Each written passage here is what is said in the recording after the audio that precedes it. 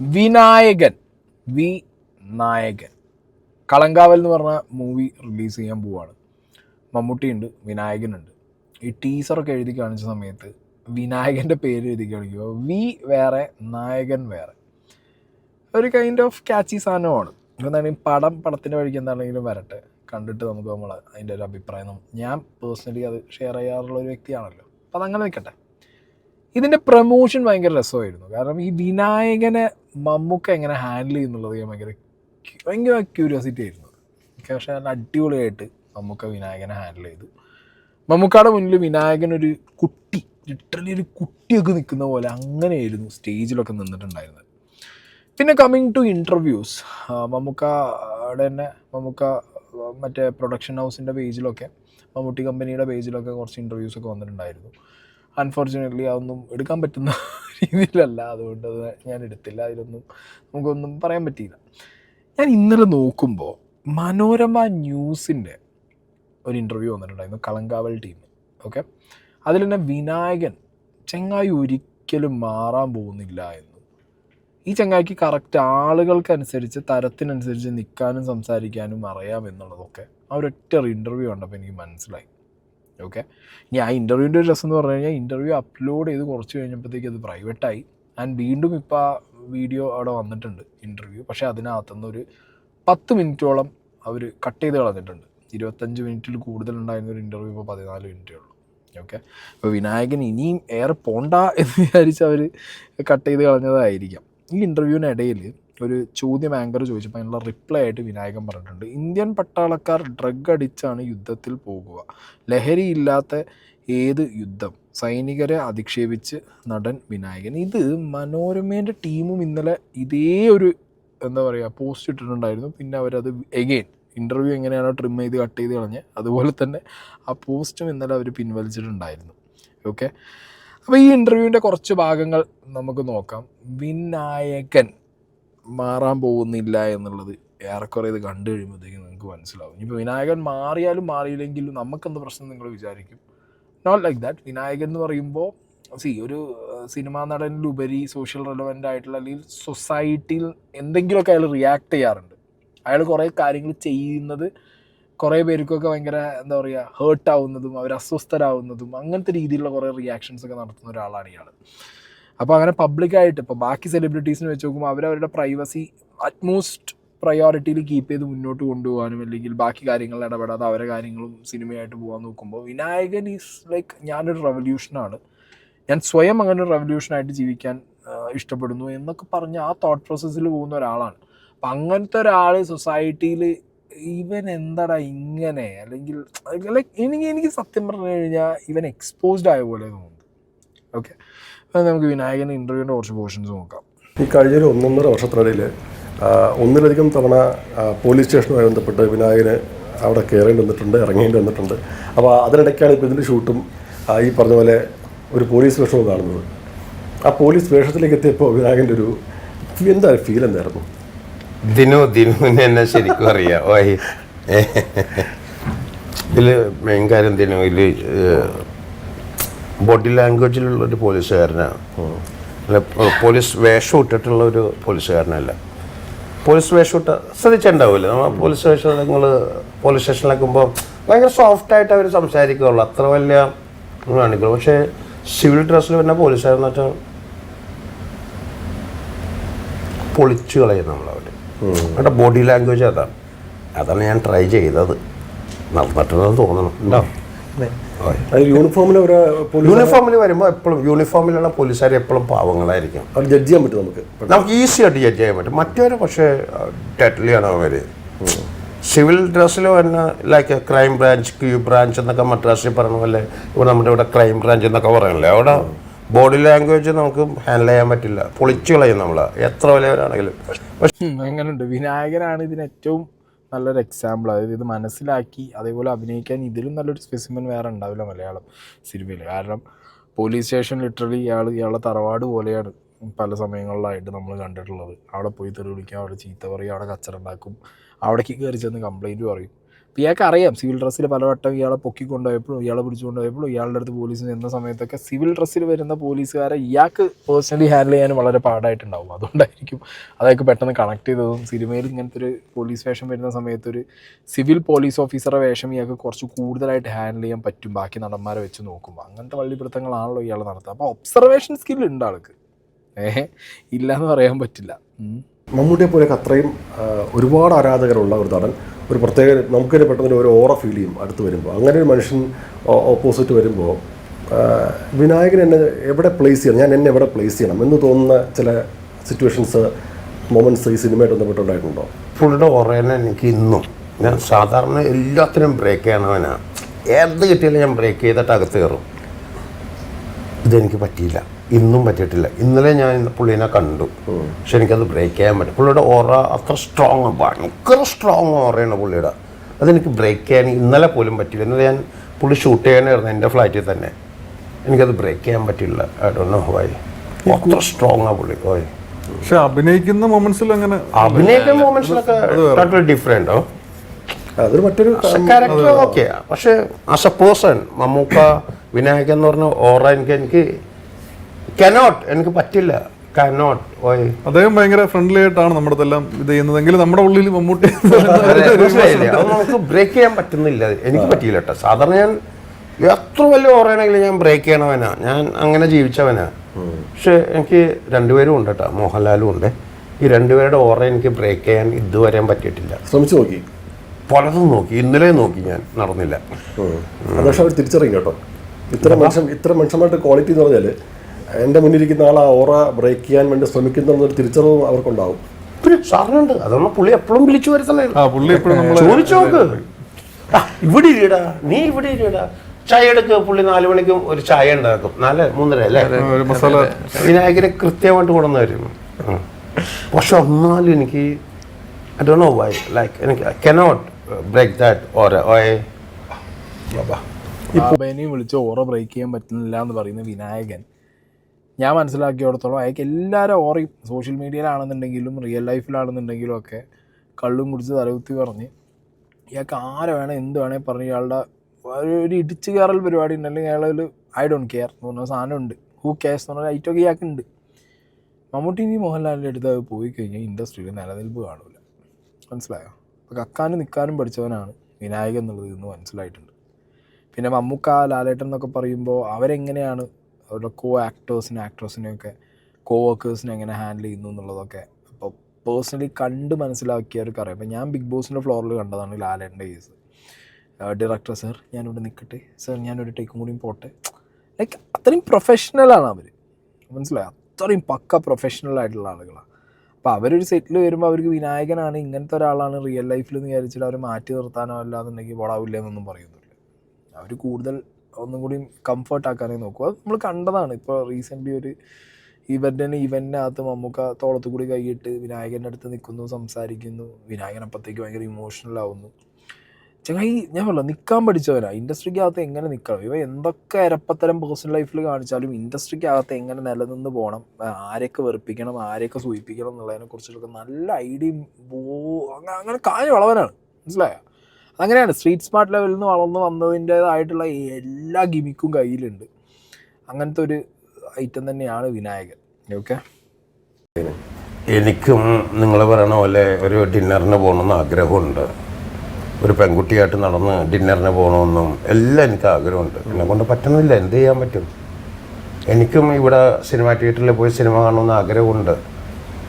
ഒറ്റക്കല്ല, എൻ്റെ പെണ്ണിൻ്റെ കൂടെ തന്നെ പോകണമെന്ന് എനിക്ക് ആഗ്രഹമുണ്ട്. എന്നെ കൊണ്ട് പറ്റുന്നില്ല. ഞാൻ പറഞ്ഞല്ലോ, എൻ്റെ കുഴപ്പമാണ്. ഞാൻ അതിൽ സോറി പറയേണ്ട ആവശ്യമില്ല. പക്ഷെ അതെൻ്റെ കുഴപ്പമാണ്, അത്രേ ഉള്ളൂ. എന്നെക്കൊണ്ട് ഹാൻഡിൽ ചെയ്യാൻ പറ്റുന്നില്ല. അതാണ്. അതേ സമൂഹത്തിലേക്ക് വീണ്ടും വിനായകൻ്റെ സിനിമ വരുമ്പോൾ അവർ കൈ നീട്ടി സ്വീകരിക്കുന്നുണ്ട്. അപ്പോൾ ആ സമൂഹത്തെ കുറച്ചും കൂടി ഉൾക്കൊള്ളണ്ടേ? പിന്നെ ഉൾക്കൊണ്ട് കഴിഞ്ഞു. എനിക്ക് ആ സമൂഹത്തിനോടുള്ള എൻ്റെ ബഹുമാനമാണ് ഞാൻ വീട്ടിൻ്റെ അകത്തിരിക്കുന്നത്. ഇപ്പോടെ ആ സമൂഹത്തിനോട് എനിക്ക് ഭയങ്കര ബഹുമാനമാണ്. ഈ പൊതുസമൂഹത്തിനോട് ഭയങ്കര ബഹുമാനമാണ്. അതുകൊണ്ടാണ് ഞാൻ വീട്ടിലിരിക്കേണ്ടത് വന്നത്.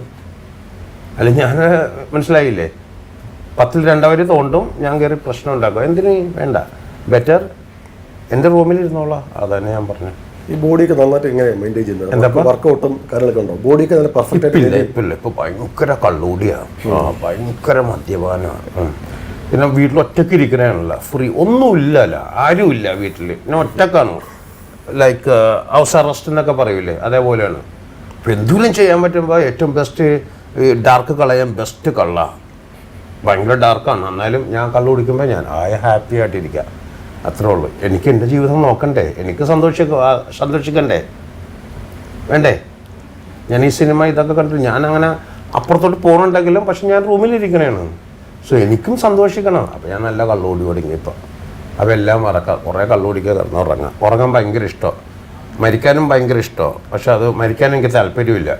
അതുകൊണ്ട് ഏറ്റവും ബെസ്റ്റ് നല്ലോണം കള്ളുകൂടിക്കുക, ബോധം പോകുമ്പോൾ ഉറങ്ങാം. നിങ്ങൾക്ക് എല്ലാം ഉണ്ട്, എന്നിട്ട് നിങ്ങൾക്ക് പുറത്തിറങ്ങാൻ പറ്റില്ലെങ്കിൽ പിന്നെ എന്ത് ജീവിതമാണ് നിങ്ങളുടെ? പറ, എല്ലാം നിങ്ങൾക്കുണ്ട്, എന്നിട്ട് നിങ്ങൾക്ക് പുറത്തിറങ്ങാൻ പറ്റിയില്ലെങ്കിലോ അതെന്ത് ജീവിതമാണ്? ബെറ്റർ ജയിലല്ലേ അതിന് നല്ലത്. നിങ്ങളെ കൊന്നിട്ട് എനിക്ക് ജയിലിൽ പോയി കിടന്നൂടെ? അവിടെ 4 പേരെങ്കിലും ഉണ്ടാവും. ഇവിടെ ആരുമില്ല, ഞാൻ ഒറ്റയ്ക്ക് ഇരിക്കണേ. പക്ഷെ ഞാൻ ഹാപ്പിയാണ്. അവിടെ എനിക്ക് മദ്യം കയറി അടിച്ചു. ഞാനൊരു മദ്യപാനിയാണല്ലോ ഇപ്പോൾ, എന്നെ മദ്യം കീഴടക്കി കളഞ്ഞു.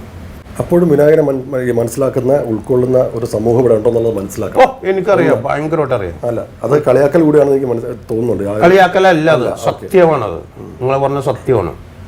ഞാൻ ഇന്നലെ ഞാൻ എൻ്റെ പടത്തിൻ്റെ സംഭവങ്ങൾ എഴുതുമ്പോൾ ഒറ്റൊരാൾ പോലും ചീത്ത പറഞ്ഞിട്ടില്ല എന്നുള്ളതാണ്. കമോൺ ചേട്ടാ, കമോൺ ഇങ്ങോട്ട് വാന്നാ പറഞ്ഞത്. അപ്പോൾ ഞാൻ ഭയങ്കര സങ്കടമായി പോകും. അപ്പോൾ ഇമോഷണൽ അടിച്ചു പോകും ഞാൻ, ഭയങ്കര സങ്കടമായി പോകും. ഇത്ര ഞാൻ വൃത്തികെട്ടവനായ എന്നെ ഇപ്പോഴും ആൾക്കാർ ഇഷ്ടപ്പെടുമെന്ന് പറയുമ്പോൾ ഒന്നാമത്തെ കാര്യം, നാട്ടുകാർ വിനായകൻ്റെ വർക്ക് പ്രൊഫഷനെയാണ് ഇഷ്ടപ്പെടുന്നത്. ആ പ്രൊഫഷണൽ വിനായകനെയാണ് ഇഷ്ടപ്പെടുന്നത്. അത് നാട്ടുകാർക്ക് ബുദ്ധിയും വിവേകമൊക്കെ ഉള്ളത് കൊണ്ടാണ്. വിനായകന് ബുദ്ധിയും വിവേകമൊക്കെ ഉണ്ട്, കുറച്ച് കൂടുതലാണെന്ന് ഞാൻ പറയുള്ളൂ. പക്ഷേ ഒരു അഹങ്കാരം, അല്ലെങ്കിൽ ഞാൻ ഇങ്ങനെയാണ്, എനിക്ക് ഇത്രേ പറ്റൂ എന്നുള്ളൊരു ആറ്റിറ്റ്യൂഡുള്ള സമയത്ത് നാട്ടുകാർ ആ ആറ്റിറ്റ്യൂഡിനനുസരിച്ച് താന്ന് തരുമോ വിനായക? ഒരിക്കലുമില്ല. കള്ളു മൂത്ത് തലയ്ക്ക് കയറി വല്ലതുമൊക്കെ സോഷ്യൽ മീഡിയ വഴി വിളിച്ചു പറയുമ്പോൾ വിനായകൻ്റെ മരിച്ചുപോയ അന്തയ്ക്കും തള്ളയ്ക്കും ഒക്കെ വിളി കേൾക്കും. മനസ്സിലായില്ലേ? അത് വിനായകൻ്റെ പെർഫോമൻസ് കൊണ്ടാണ്. സോഷ്യൽ മീഡിയയിലെ, സിനിമയിലെ പെർഫോമൻസ് അല്ലല്ല, സോഷ്യൽ മീഡിയയിലെ പെർഫോമൻസ് കൊണ്ട്. അപ്പം അങ്ങനെ പെർഫോം ചെയ്യുന്ന ഒരു സെലിബ്രിറ്റിക്ക് ഒരിക്കലും പുറത്ത് ഭയങ്കര ഈസി ആയിട്ട് ഇറങ്ങി നടക്കാൻ പറ്റില്ല വിനായക. പാടാണ്, മനസ്സിലായോ? അവിടെ ആളുകൾ എപ്പോഴും ഇങ്ങോട്ട് എന്താ പറയുക, സിനിമയിൽ കാണുന്ന വിനായകൻ എന്ന് പറഞ്ഞിട്ട് തന്നെ ഓഡിറ്റ് ചെയ്യുന്നില്ല. താൻ റിയൽ ലൈഫിൽ പിടിച്ച വള്ളികൾ, പറഞ്ഞ കാര്യങ്ങൾ, താൻ ചെയ്തു കൂട്ടിയ ഐറ്റങ്ങൾ, ഇത് വെച്ചിട്ടൊക്കെ ചില ആളുകൾ തന്നെ ഓഡിറ്റ് ചെയ്യും. അത് ഹാൻഡിൽ ചെയ്യാൻ തന്നെ കൊണ്ട് പറ്റൂല. അപ്പോൾ പിന്നെ താൻ എന്ത് ചെയ്യും? വീട്ടിൽ തന്നെ ചടഞ്ഞു കൂടി. അപ്പോൾ തൻ്റെ ഈ അവസ്ഥയ്ക്ക് കാരണം താൻ തന്നെയാണ്, സൊസൈറ്റി അല്ല. സൊസൈറ്റി ഒരു പരിധി വരെ തനിക്ക് ഒരു ഫ്രീ സ്പേസ് തന്നിട്ടുണ്ട്. സൊസൈറ്റി സിസ്റ്റം ഒക്കെ തനിക്ക് തന്നെ ഒഴിവാക്കി വിട്ട കേസാണ്. ആ വിനായകനല്ല ചെയ്യും, മനസ്സിലായോ? ആ ഒരു സ്പേസാണ് വിനായകനുള്ളത് സൊസൈറ്റിക്കകത്ത്. അത് എങ്ങനെയൊക്കെ ഉപയോഗിക്കാൻ പറ്റുമോ അതിൻ്റെയൊക്കെ പീക്ക് ലെവലിൽ താൻ ഉപയോഗിച്ചിട്ടുമുണ്ട്, ഉപയോഗിക്കാതെ ഇരുന്നിട്ടുമില്ല. പലർക്കെതിരെയും പല സിറ്റുവേഷനിലും ചില കാര്യങ്ങളൊക്കെ പറയുമ്പോൾ നമുക്ക് വിനായകൻ ഓക്കെ. പക്ഷേ ഒരു മോസ്റ്റ് മെജോറിറ്റി കാര്യങ്ങൾ, ഒരു 100 കാര്യം പറഞ്ഞാൽ 99 കാര്യം അടക്കാണ്. അപ്പം അങ്ങനത്തെ ഒരു സാഹചര്യത്തിൽ തൻ്റെ ഈ അവസ്ഥയ്ക്ക് കാരണം താൻ തന്നെയാണ് എന്നുള്ളത് തിരിച്ചറിവ് വന്നിട്ടുണ്ടെങ്കിൽ അത് ഒന്നും കൂടി എന്താ ചെയ്യുക, അടി ഉറച്ച് അതിൽ നിന്ന് വർക്ക് ചെയ്യാൻ ശ്രമിക്കുക. അല്ലാതെ വേറെ വഴിയില്ല. അല്ലാതെ ഇന്നെങ്ങനെ ആക്കിയത് സൊസൈറ്റിയാണ്, എനിക്ക് പുറത്തിറങ്ങാൻ പറ്റില്ല, ഞാൻ കള്ളുടിയനായി. Don't blame society. സൊസൈറ്റീനെ താൻ ബ്ലെയിം ചെയ്യണം എപ്പോഴും. താൻ നല്ല വർക്ക് ചെയ്തിട്ട് ആ വർക്കിന് ഒട്ടും ആരും കൺസിഡർ ചെയ്യാത്തൊരവസ്ഥ വരികയാണ്. അത് ചിലപ്പോൾ വരും. കാരണം താൻ റിയൽ ലൈഫിൽ ഇപ്പോൾ പിടിച്ച വള്ളീനേക്കാൾ കൂടുതൽ വള്ളി എന്തെങ്കിലും പിടിക്കുകയാണെന്നുണ്ടെങ്കിൽ താൻ ഇനി എത്ര നല്ല സിനിമയിൽ എങ്ങനെ അഭിനയിച്ചിട്ടും കാര്യമില്ല, നാട്ടുകാർ പറയും. പക്ഷെ ഇപ്പോൾ പിടിച്ച വള്ളികൾ വെച്ചിട്ട് അത് തൻ്റെ പ്രൊഫഷണൽ ലൈഫിനെ ബാധിച്ചിട്ടില്ല. അപ്പോൾ ഇനിയും വലിയ വള്ളികൾ പിടിച്ചിട്ട് അത് പ്രൊഫഷണൽ ലൈഫിലേക്ക് കൊണ്ടുവരാതിരിക്കുക. ഈ സിനിമയുടെ യാത്രക്കിടയിലാണ് ഈ പറയുന്ന സോഷ്യൽ മീഡിയയിലും ഒരുപാട് ആൾക്കാരുമായിട്ട് വിനായകൻ ഒരു സ്വയം പ്രഖ്യാപിത യുദ്ധം നടത്തിയത്. അകത്ത് യേശുദാസിനെ ചീത്ത വിളിച്ചു, വി ഡി സതീശനെ ചീത്ത വിളിച്ചു. ഞാൻ തെറ്റുകുറ്റങ്ങളില്ലാത്ത മനുഷ്യന്മാരാരുമില്ല, ഞാനും എല്ലാവരും തെറ്റും കുറ്റങ്ങളുള്ള മനുഷ്യന്മാരാണ്. പക്ഷെ അവിടെ ഒരു സ്വയം തിരുത്തൽ വേണമെന്ന് വിനായകൻ തോന്നിയിട്ടൊരു ചില മൊമെന്റ്സിൽ വിനായകൻ സോറി പറഞ്ഞ് തിരിച്ചു വന്നു. ഇത് എവിടെയാണ് സോറി പറഞ്ഞതല്ല? അത് എന്താ സംഭവം എന്നറിയോ?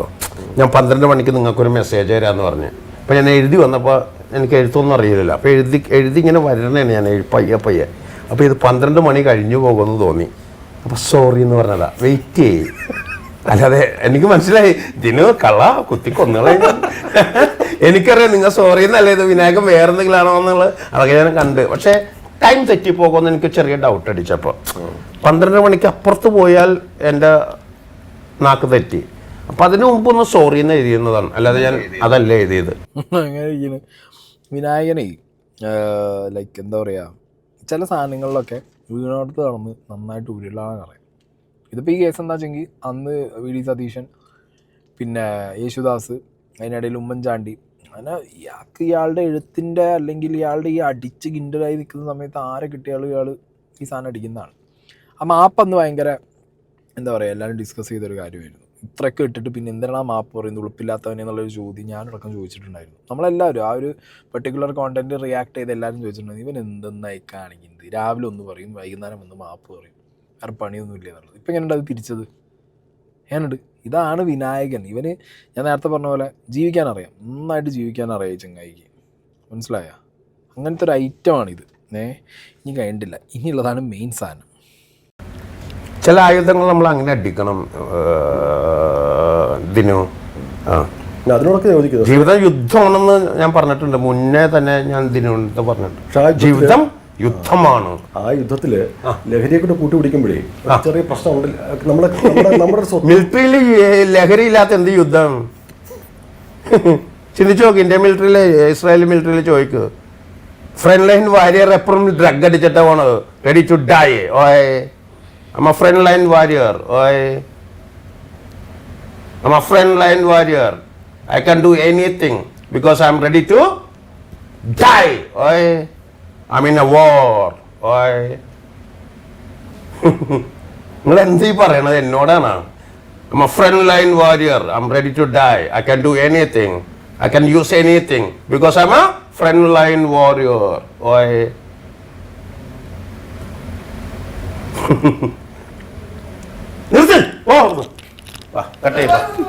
അയ്യോ, നിങ്ങൾ എനിക്കറിയാം നിങ്ങൾ ചോദിക്കൂന്ന്, എനിക്കിട്ട് പണി തരുമെന്ന് എനിക്കറിയാം. ഇതിനു കള്ള എനിക്കിട്ട് പണി തരുമെന്ന് എനിക്ക് ഉറപ്പാണ്. അത് സോക്കോൾ ഈ പറഞ്ഞ ഏറ്റവും ഇൻഡസ്ട്രിയുടെ മുന്നിൽ നിൽക്കുന്ന ഒരാളാണ് അദ്ദേഹം. അങ്ങനൊരു അസുഖത്തെ അതിജീവിച്ച് അദ്ദേഹം തിരിച്ചു വരിക എന്ന് പറയുമ്പോൾ അത് മറ്റ് എത്ര പേർക്ക് പ്രചോദനം ഉണ്ടായെന്നുള്ള നമ്മൾ ആലോചിക്കണം. അവിടെ വിനായകൻ എന്ത് കറക്ഷൻ വരുത്താൻ ആഗ്രഹിക്കുന്നുള്ളൊരു ചോദ്യം കൂടെ ഉണ്ട്. ഭയങ്കര ഇമോഷണലാണുള്ള ക്വസ്റ്റ്യൻ. അങ്ങനെ ആൾക്കാരെ എനിക്കില്ല. ഞാൻ അവിടെയാണ് ഈ അഭിമുഖം എൻ്റെ ആഗ്രഹിക്കുന്നത്, അത്രയേ ഉള്ളൂ. എനിക്കങ്ങനെ ഉണ്ടായിട്ടില്ല എന്ന് തോന്നുന്നു. അതാണ് എൻ്റെ ലൈഫിൽ ആരും എന്നെ കൺട്രോൾ ചെയ്യാൻ എന്നെ ആർക്കും പറ്റിയിട്ടില്ല. എന്നെ ആക്ച്വലി എനിക്ക് അത് ആവശ്യമാണ്, പക്ഷേ ആർക്കും പറ്റുന്നില്ല എന്നെ കൺട്രോൾ ചെയ്യാനും. അവരപ്പോൾ കൺട്രോൾ ചെയ്യാന്ന് വെച്ചാൽ ഞങ്ങൾ തുറന്ന് വിട്ടേക്കുക എന്നുള്ളതാണ്. ഈവൻ ഗവൺമെൻറ് വരെ എനിക്ക് ശരിക്കും എന്നെ കൺട്രോൾ ചെയ്യാൻ ഒരാൾ വേണം. ഞാൻ അതുകൊണ്ടാണ് ഗോവയിൽ പോകുന്നത്. ഗോവയിൽ പോകുമ്പോഴത്തേക്കും മനസ്സിലായി, നമുക്ക് കൺട്രോൾ ചെയ്യാം, അവർ എന്നെ കൺട്രോൾ ചെയ്യും. ഇനഫ് ഇനഫ് ഇനഫ് ഇനഫ് എന്ന് പറയും. ഇവിടെ ഇനഫ് ഇല്ല, കാരണം എൻ്റെ ലാൻഡാണ്, എൻ്റെ സ്ഥലമാണ്. മറ്റേത് വേറൊരു ലാൻഡാണ്. അപ്പോൾ അവിടെ പോകുമ്പോൾ നമുക്കറിയാം നമ്മൾ കൺട്രോളിൽ നിൽക്കണം, അല്ലെങ്കിൽ നല്ല ഇടി കിട്ടും. വെരി സിമ്പിൾ, നല്ല ഇടി കിട്ടും. ഞാൻ ചെയ്യുന്നത് ശരിയായിട്ട് തോന്നണം പലപ്പോഴും. എനിക്ക് പലതും തെറ്റാണെന്ന് എനിക്കറിയാം, ഞാൻ ചെയ്യുന്നത് പലതും തെറ്റാണെന്ന് എനിക്ക് തന്നെ അറിയാം. ഞാൻ റിയലൈസ് ചെയ്തിട്ടുണ്ടത്, പക്ഷെ കൺട്രോൾ ചെയ്യണില്ല ആരും. ഞാൻ ഈ സമൂഹത്തിന് വേണ്ടി ജീവിക്കണം. ഈ പൊട്ടനാക്കിയിട്ടുള്ള ഈ ഇവരുണ്ടല്ലോ, ഈ മണ്ടന്മാര്, അവരെ പൊളിച്ചു കാണണം. എത്തിക്കേണ്ടവിടെ നമ്മൾ എത്തിച്ചിരിക്കണം. അല്ലെങ്കിൽ പിന്നെ എന്ത് സോഷ്യൽ കമ്മിറ്റ്മെൻ്റാണ് നമുക്കുള്ളത്? ഞാൻ ഒരു സിനിമ നടനാന്ന് പറയുന്ന കാശുണ്ടാക്കി വീട്ടിൽ പോയിരുന്നാൽ മതിയാ? ബെൻസ് കാറിൽ പെടുത്തിട്ട് മതിയോ? അല്ല, ആണോ? ഞാൻ വിചാരിക്കുന്നില്ല. സംസ്കൃതത്തിൽ അസഭ്യം പറയണവനോട് പച്ച മലയാളത്തിൽ സഭ്യം പറയണവൻ അസഭ്യമായിട്ട് തോന്നിയാൽ അത് വിനായകൻ ഇനിയും തുടരും, ഉറപ്പായിട്ടും തുടരും. വിനായകൻ ഇങ്ങനെ തുടർന്നു കഴിഞ്ഞാൽ നാട്ടുകാരും തുടരും, ഉറപ്പായിട്ടും തുടരും. ഞാൻ എന്തായാലും തുടരും. വിനായകൻ പറഞ്ഞൊരു കാര്യമുണ്ട്, വിനായകനെ തിരുത്താനും വിനായകനെ ശാസിക്കാനും ആൾ വേണമെന്നുള്ളത്. ഞാൻ പല വീഡിയോയിലായിട്ട് ഇയാളെ തന്നൊക്കെ വിളിച്ചിട്ടുണ്ട്. കാരണം അമ്മാതിരി പരിപാടികളാണല്ലോ കാണിച്ചിട്ടുള്ളത്. അതുകൊണ്ട് ആ ശാസനകൾ എന്താണെങ്കിലും ഇയാൾ നല്ല രീതിയിൽ എടുക്കും എന്ന് ഞാൻ പ്രതീക്ഷിക്കുന്നു. അതൊന്ന്. രണ്ടാമത്തെ കാര്യം, ചങ്ങായി ആദ്യം പറഞ്ഞത് ഭയങ്കര ക്വസ്റ്റ്യനാട്ടോ അതിന് ചോദിക്കുന്നത്. ഒരു രക്ഷയില്ലാത്ത ക്വസ്റ്റ്യനാണ്. കാരണം റിയൽ ലൈഫിൽ മമ്മൂക്ക എന്ന് പറഞ്ഞൊരു ഇപ്പം ഒരു ഭീകര ഫേസ് ആണെങ്കിൽ ഒരു സർവൈവറിൻ്റെ ഒരു ഫേസിലാണ് മമ്മൂക്ക വന്ന് നിൽക്കുന്നത്. ഭയങ്കരമായിട്ടാണ്, ഭയങ്കര അൾട്രാ മോട്ടിവേറ്റിംഗ് ആണ് മമ്മൂക്കയുടെ തിരിച്ചു വരവ്. അങ്ങനെയുള്ളൊരു വ്യക്തി കൂടെ അഭിനയിച്ചൊരു സിനിമ അല്ലെങ്കിൽ കൂടെ ഒരേ സ്പേസിൽ നിൽക്കുമ്പോൾ അപ്പുറത്തൊരാളെന്ന് പറഞ്ഞു കഴിഞ്ഞാൽ ലഹരി അടിച്ച് കള്ളും കുടിച്ച് തെറിയും വിളിച്ച് പേഴ്സണൽ ലൈഫ് ഡിസ്ട്രോയ് ആയിട്ട് നടക്കുന്ന ഒരു സ്കീം. അതെന്തിന് you can drop it. Like എന്താ പറയുക, മമ്മൂക്ക എന്ന് പറഞ്ഞാൽ ഒരാളെ കണ്ട് ഇൻസ്പയർ ആവുന്ന ഒരുപാട് പേരുണ്ട്. അപ്പോൾ ഒപ്പം നിൽക്കുന്ന ഈ വ്യക്തിയിൽ നിന്ന് നിങ്ങൾക്ക് ഇൻസ്പയർ ആയിക്കൂടെ, അല്ലെങ്കിൽ നിങ്ങൾക്ക് അതിന് എന്തെങ്കിലും ഒരു മാറ്റം വരുത്തിക്കൂടെ എന്നുള്ളൊരു ചോദ്യത്തിന് ഇയാൾ തിരിച്ചടിക്കുന്നത് എന്താ, I'm a front line warrior. ഇതാണ് പറയുന്നത്. എന്ത് ഫ്രണ്ട് ലൈൻ വാരിയർ? ലൈഫിൽ ഉണ്ടാവാം, പണ്ടൊരു സ്ട്രഗിൾ ഫേസ് ഒക്കെ ഈ പറഞ്ഞ വിനായകൻ ഉണ്ടാവാം, സിനിമയിലൊക്കെ വരുന്നതിന് മുമ്പ്, ജൂനിയർ ആർട്ടിസ്റ്റൊക്കെ ആയി വരുന്നതിന് മുമ്പ്, അങ്ങനെ ആ ടൈമിലുണ്ടാവാം. അല്ലാതെ ഇപ്പോൾ ഒരു എന്താ പറയുക, ലൈഫിൻ്റെ പ്രൈം പ്രൊഫഷണൽ ഫേസിൽ വന്ന് നിൽക്കുന്ന, ഏറ്റവും പീക്കിൽ വന്ന് നിൽക്കുന്ന സമയത്ത്, അല്ലെങ്കിൽ അതിൻ്റെ തുടക്കം മുതൽ ഇങ്ങോട്ട് ഒരു തരത്തിലുള്ള സോഷ്യൽ കമ്മിറ്റ്മെൻറ്റും ഇയാൾക്കില്ല. ഇയാൾ ഫ്രണ്ട് ലൈൻ വാരിയർ എന്നൊക്കെ പറയും. എന്ത് ഫ്രണ്ട് ലൈൻ വാരിയർ? കണ്ട സാധനങ്ങളൊക്കെ അടിച്ച് കയറ്റി താളത്തെറിയും ചീത്തയും വിളിച്ച് നടക്കുന്നതാണോ ഫ്രണ്ട് ലൈൻ വാരിയർ? അതാണോ ബാക്കി ആളുകൾക്ക് കൊടുക്കേണ്ട ഒരു തരം ഇമേജ് പ്രൊജക്റ്റ് ചെയ്യേണ്ട ഒരു സാധനം? അല്ല. ഒരേ സമയം പറയുന്നു ഞാനൊരു ഫ്രണ്ട് ലൈൻ വാരിയറാണ്, ഞാനൊരു റെവല്യൂഷനാണ്, ഞാൻ സൊസൈറ്റിയിൽ ഇറങ്ങി പണിയെടുക്കേണ്ടതെന്ന് പറയുന്ന ആൾ തന്നെ കുറച്ച് മുമ്പ് ഞാൻ വീട്ടിലിരുന്ന് കള്ളുകൂടിയാണ് ഇപ്പോൾ ഫുൾ ടൈം, എനിക്ക് പ്രൈവസി ഇല്ല, എനിക്ക് പുറത്തിറങ്ങാൻ പറ്റുന്നില്ല, ഞാൻ കള്ളുപിടിച്ച് വീട്ടിൽ കിടക്കുകയാണ്, അതാണ് എൻ്റെ മെയിൻ പരിപാടി. This guy is not stable എന്ന് ഞാൻ പറയും. ഇപ്പോൾ ഞാൻ ഈ ഒരു വീഡിയോ ഇട്ടതിന് ശേഷം ചങ്ങായി ചിലപ്പോൾ എൻ്റെ ഫോട്ടോ ഒക്കെ വെച്ചിട്ട് ഫേസ്ബുക്കിലൊരു പോസ്റ്റ് എന്തെങ്കിലുമൊക്കെ ഇടാതിരിക്കുന്നില്ല. ബട്ട് സ്റ്റിൽ ഞാൻ പറയുന്നത് എനിക്ക് ഇയാളോടുള്ള ഒരു നമുക്കുണ്ടാവില്ലേ ഇതൊരു ഇയാൾ കൊള്ളാം, നല്ലൊരു മനുഷ്യനാണ്, എന്നാൽ ഇയാൾക്ക് ഒരുപാട് മാറ്റങ്ങൾ വരണം. മനസ്സിലായി? ഇയാളുടെ ഒരു ഫേസ് ഉണ്ട്, ഇയാൾ ചിന്തിക്കുന്നതും ഇയാളുടെ ബാബ പറയുന്നത് മാത്രമാണ് ഇയാൾക്ക് മെയിൻ, ഇയാൾ ചിന്തകൾ മാത്രമാണ്. അങ്ങനെയല്ല. അപ്പം നമ്മൾ ലൈഫിൽ നമ്മളെ ശാസിക്കാൻ ആൾ വേണമെന്ന് നമ്മൾ ആഗ്രഹിച്ചിട്ട് കാര്യമില്ല, നമ്മൾ അവർക്കുള്ള സ്പേസ് കൂടി കൊടുക്കണം. ഞാൻ ആഗ്രഹിക്കുകയാണ് എന്നെ ചീത്ത പറയാനും എന്നെ നന്നാക്കാനും എന്നെ തിരുത്താനും ആൾ വേണം. പക്ഷെ അങ്ങനെ ഒരു ആൾ വരുമ്പോൾ ഞാനിപ്പോഴൊന്ന് മറ്റേ ഡിഫൻസ് മോഡിൽ നിന്നിട്ട് M a front line runner എന്നൊക്കെ പറഞ്ഞു കഴിഞ്ഞാൽ വന്നവൻ തിരിച്ചിട്ട് തല്ലി ഓടും. തിരുത്താൻ വന്നവൻ ചിലപ്പോൾ കല്ലെടുത്തിട്ട് ഓടും. എല്ലാം പോയിക്കുക. പിന്നെ മിലിറ്ററിയുടെ കാര്യം പറയുന്നത് എന്ത് മണ്ടത്തരാണ് വിനായക. ഇത് ഇസ്രായേലിലും ഇന്ത്യയിലും മിലിറ്ററിയിൽ കഞ്ചാവും കള്ളും ഡ്രഗും അടിച്ചിട്ടാണ് ഇവിടെ ഇവർ യുദ്ധത്തിന് പോണത്. പട്ടാളക്കാരെ കയ്യിൽ നിന്നും കൂടി ഇനി വാങ്ങി കൂട്ടരുത് വെറുതെ. മനസ്സിലായോ? പട്ടാളക്കാരെ കയ്യിൽ നിന്ന് കിട്ടുന്നത് പിന്നെ ചില്ലറ കിട്ടലൊന്നും ആവില്ല. ഇതുവരെ കളിച്ച മറ്റേ എന്താ പറയുക, ഈ എറണാകുളം ബേസിലുള്ള പോലീസ് സ്റ്റേഷനിലുള്ള കളികളൊന്നും ആയിരിക്കില്ല. വേറെ റേഞ്ച് പോവുക പരിപാടികളൊക്കെ. അങ്ങനെ കുറേ സാധനങ്ങൾ. എന്താ പറയുക, ഇയാളെ മെയിൻ വിഷയം ഇതാണ്. ഞാനാണ് മെയിൻ, അതായത് വിനായകനാണ് ഏറ്റവും മെയിൻ. വിനായകനാണ് ശരി, വിനായകനപ്പുറം വേറെ ഒന്നുമില്ല, എനിക്കപ്പുറം പ്രളയം എന്ന് പറഞ്ഞ പോലെയാണ്. വിനായകൻ കഴിഞ്ഞാൽ പിന്നെ ഒന്നുമില്ല എന്നുള്ളൊരു മൂഡിൽ നിൽക്കുന്ന ഒരാളോട് ഒന്നും ആർക്കും പറയാനും ചെയ്യാനും പറ്റില്ല. പിന്നെ ഈ ലൈഫിൻ്റെ സ്റ്റേജിൽ വന്ന് നിൽക്കുമ്പോൾ അറ്റ്ലീസ്റ്റ് ഇനി ഈ പ്രൊഫഷണലിയുള്ള കാര്യങ്ങൾ കുറച്ചും കൂടിയും ഈ പറഞ്ഞ പോലെ അടിപൊളിയായിട്ട് കുറച്ച് കാലം മുന്നോട്ട് പോകും. പേഴ്സണൽ ലൈഫിലെ ചെയ്തികൾ എന്ന് പ്രൊഫഷണൽ ലൈഫിൽ ബാധിക്കാൻ തുടങ്ങിയോ അന്ന് ഇയാളുടെ ഡൗൺഫോളാണ്. അന്ന് തുടങ്ങിയ ഇയാളുടെ ഡൗൺഫോൾ. ഇതുവരെ സംഭവിച്ചിട്ടില്ല, സംഭവിക്കാതിരിക്കട്ടെ. സംഭവിക്കാതിരിക്കണമെന്നുണ്ടെങ്കിൽ വിനായകൻ തന്നെ സ്വയം വിചാരിക്കണം ലൈഫിൽ അങ്ങനെ ആവരുത്, പേഴ്സണൽ ലൈഫിൽ മാറ്റങ്ങൾ കൊണ്ടുവരണം എന്നുള്ളതൊക്കെ വിനായകൻ ചിന്തിച്ച് വിനായകനിൽ മാറ്റം കൊണ്ടുവന്നാൽ വിനായകന് നല്ലത്. ഓക്കെ. അല്ലാത്ത പക്ഷം ഞാൻ റെവല്യൂഷനാണ്, ഞാൻ സൊസൈറ്റിയിലൊരു മാറ്റം കൊണ്ടുവരുന്ന ഒരാളാണ്, സൊസൈറ്റിയുടെ ഒരു ശബ്ദമാണ്, ഞാനാണ് മറ്റേ പാവപ്പെട്ടവൻ്റെ ശബ്ദം. നോ, അങ്ങനെയല്ല. വിനായകൻ ഇപ്പോൾ എന്ന് പറഞ്ഞാൽ വിനായകൻ്റെ കൺട്രോളിലല്ല, വിനായകൻ നേരത്തെ പറഞ്ഞ ലഹരിയുടെ കൺട്രോളിലാണ്. മാറുമായിരിക്കും. ഓക്കെ.